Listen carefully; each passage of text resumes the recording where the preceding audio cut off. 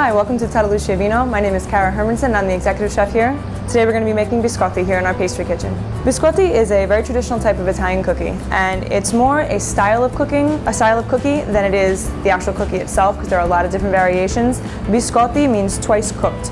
So it is a cookie that you make, you cook in the oven once, and then you cut it and you re-cook it and re-toast it, which back in the day really helped to preserve things, and now it's just a great thing that you can dip in coffee and kind of get a little bit of sweet in with your breakfast. So the two main kind of different camps for biscotti are the butter base and the oil base, and each will give you a different texture. The butter base will give you a more crumbly cookie-like texture, and the oil will give you more the anisette cookie that people are a little more used to seeing, that you dip in your coffee in the morning when you're having your cappuccino, and that's the main difference. Beyond that, there's flavors and chocolate and all different things you can add to it beyond there. But what we're going to be doing today is an oil-based biscotti, the very, very simple biscotti, which is flavored with one of the most classic, which is the anisette extract. So it's not the same as almond extract, it's anisette. So it's a little bit different flavor. It's more that just super classic, beautiful flavor that we're going to be going for.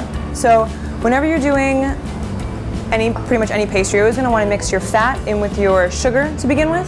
If it would be butter, you would cream it a little bit. Since it's just oil, we can just mix. So you've got your sugar and your oil.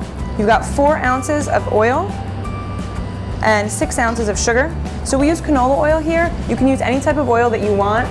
Just keep in mind that any type of olive oil is always going to be a little more bitter and have a little bit more pepperiness to it. So if you want that flavor, go for it. If not, using a very baseline oil like a canola oil or a grapeseed is kind of more the way to go.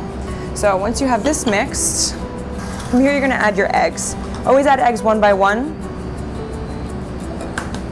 And so you don't get shells in, you might want to crack them into a bowl first. You never want to overmix eggs. When you overmix eggs, anything that you're making, whether it be cookies or cakes, is going to get a little bit tough. So, you know, kind of make sure that you're mixing it in, but you're not overmixing it and giving too much like dense texture. We are using 3 eggs in this recipe. So now we're going to add 1.5 tablespoons of the anisette extract. It is a clear extract. Sometimes they'll also be cloudy and white, but this one is clear. Now we're going to add the flour. So in an effort not to wear all of the flour, we're going to take the bowl down just a little bit. And you're never going to want to add flour all at the same time, because you're going to get more likely to have clumps in your recipe. So we're going to add it in 4 parts.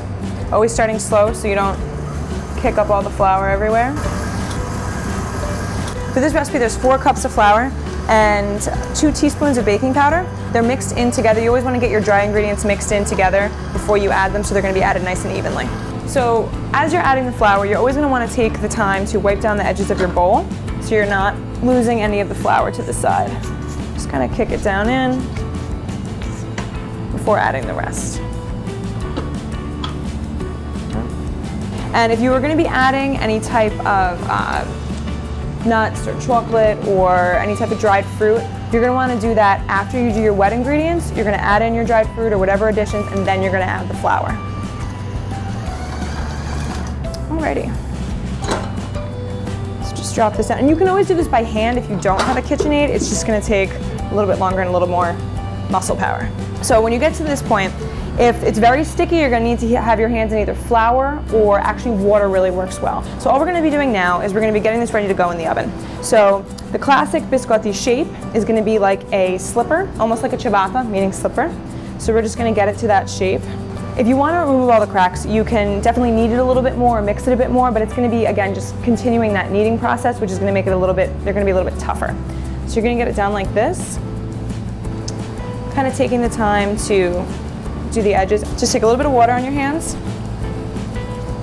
and you're going to kind of smooth the top of it.